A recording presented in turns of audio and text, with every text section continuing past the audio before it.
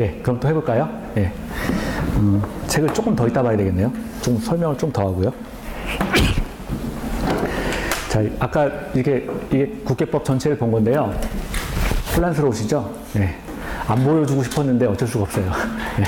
그래서 그 1페이지에 나오는 거는, 아, 이게 국회법의 그 전체가 이렇게 생겼구나. 이렇게 하고, 이제 시간이 지나가게 되면 결국 다 외우게 되세요. 그러니까 지금 처음부터 이걸 내가 왜 이해도 못하고 모르겠지? 뭐 이렇게 생각하지 마시고, 시간이 지나가면 그냥 자동으로 알게 되는 거니까, 운전하는 거하고 똑같은 거예요. 그러니까, 운전하시는 거하고 똑같습니다. 그러니까 시간 지나시면 다 이렇게 감이 오세요. 감이 오시면 되고요.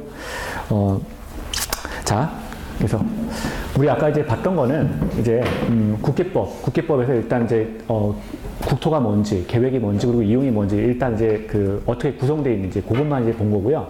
계획 자체는 우리가 본 대로 국토의 이제 계획 관련해서는 계획이 세 가지가 있다고 했잖아요. 광역도시 계획과 도시군 기본 계획이 있고요. 그리고 도시군 관리 계획이 있습니다.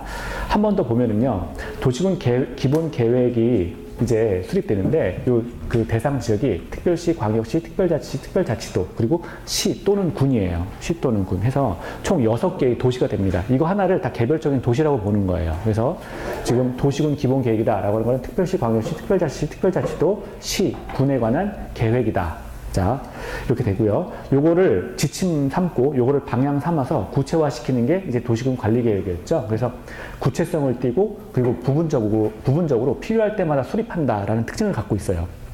왜냐면 기본 계획에서 이미 다 잡았다는 거예요. 잡았기 때문에 이거 해놓고 보니까 우리도 왜 뭐 슈퍼마켓 가서 물건 사다 봤는데 나중에 이거 안 샀네라고 해놓고 다시 뭐 사거나 뭐 이런 것들 있잖아요. 그런 것들이 이제 도시군 관리 계획이다. 자, 그런 성질을 가지고 있다. 이렇게 보시면 됩니다. 부분적으로 필요할 때마다 이제 수립한다라고 하는 거였고요. 기본적인 성격은 또 원래 각 개별 도시 안에 어떤 토지의 이용을 높이는 계획이었는데 인접한 도시와 연계해서 같이 수립할 수도 있다라고 했습니다. 관리 계획이요. 그리고 광역도시 계획 같은 경우는 이거는 이제 도시 간의 계획이다라고 했습니다. 처음부터 출발점이. 그래서 2개 이상의 도시를 묶는 계획이 이제 광역도시 계획이었고요. 그리고 지역 계획이다. 이런 말을 했습니다. 그리고 특정 사안을 대상으로 한다. 그러니까 특정 사안이라는 게 뭐 예를 들어서 2개의 도시 간에 어떤 도로를 건설한다. 이런 것들이 이제 그 광역도시 계획에 속할 수 있다라고 했어요. 그래서 도시와 도시를 묶는 것은 광역도시 계획이다라고 했습니다. 자, 그러면 이제 국회법에서 계획을 조금 더 구체적으로 볼게요. 지금 우리가 하고 있는 거는 국토의 계획 및 이용에 관한 법률에서 계획 파트입니다. 계획은 3가지가 있다고 그랬어요.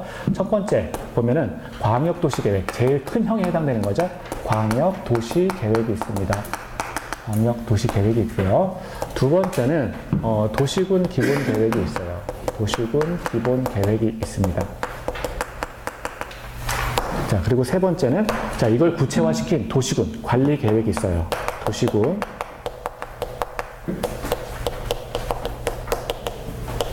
관리 계획이 있다. 그래서 광역도시계획, 도시군 기본계획, 도시군 관리계획 순서대로 이렇게 진행이 되는 거죠. 이게 제일 큰 형, 중간형, 그리고 얘가 막내가 됩니다. 그러면 하위 계획은 상위 계획에 다 부합해야 된다라는 원칙이 있어요. 그래서 도시군 관리계획을 세웠는데 이 내용은 광역도시계획이나 도시군 기본계획과 충돌해서는 안 된다는 거예요. 그렇죠? 부합돼야 됩니다. 여기에 이제 별개의 다른 내용이 들어가 있어서는 안 된다는 거죠.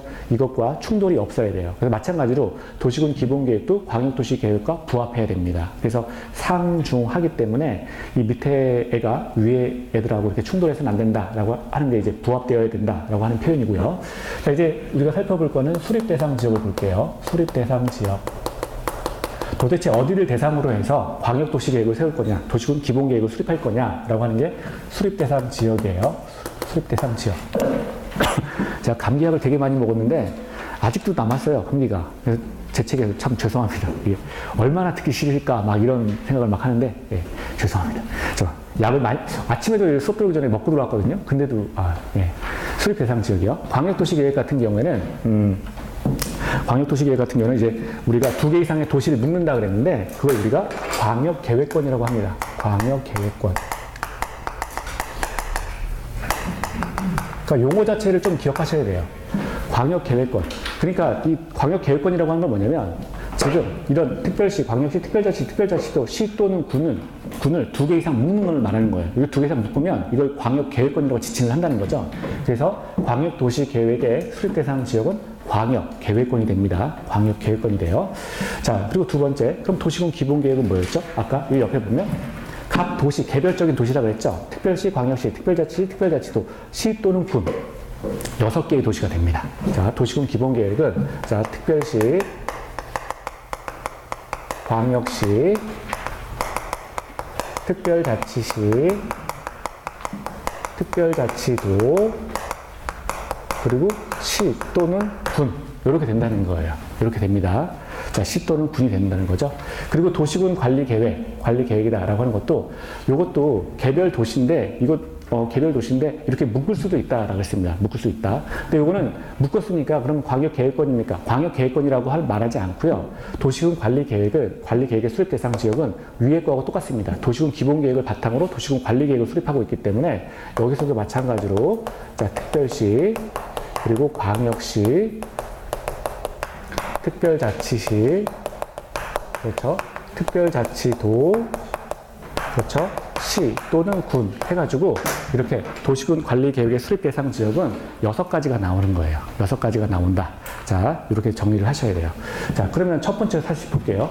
광역 도시 계획은 어떤 거냐? 자, 광역 계획권을 수립 대상 지역으로 해서 자, 이 광역 계획권의 장기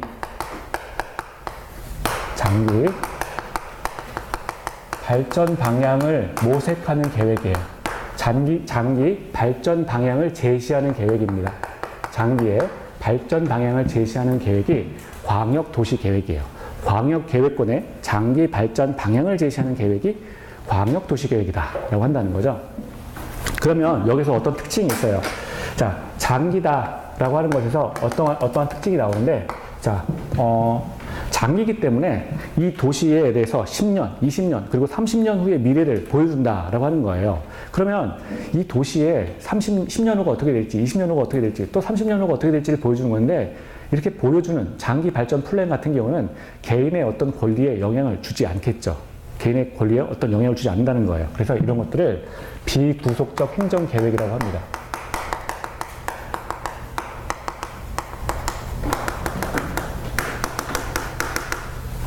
비구속적 행정계획이라 그래요. 자, 비구속적 행정계획. 이 말은 뭐냐면, 이 계획에 의해서 국민한테 어떤 영향력을 행사하지 못한다는 거예요. 장기, 앞으로의 일에 대해서만 이렇게 할 거야 라고 해서 보여주는 거기 때문에 비구속적 행정계획이다라고 표현을 하는데, 이 비구속적 행정계획이다라고 하는 것은, 자, 이게 지금 앞으로는 이렇게 될 건데, 지금 당장 당신들 국민들한테는 어떤 영향도 없어 라고 하는 거죠. 그래서 비구속적 행정계획으로서 국민에게 어떠한 영향력도 행사하지 못합니다. 어떠한 영향력도 행사할 수 없다라고 하는 거예요. 자, 국민에게 영향력을 행사하지 못합니다. 비구속적 행정계획이요. 자, 영향력을 행사할 수 없기 때문에 국민 입장에서 이렇게 생각할 수 있죠.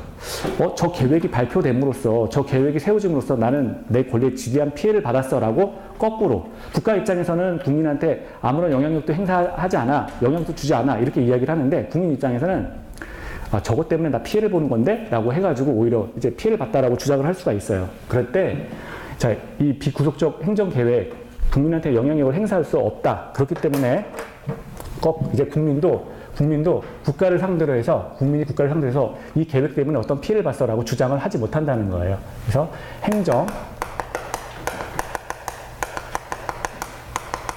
쟁송의 대상이 되지 않습니다.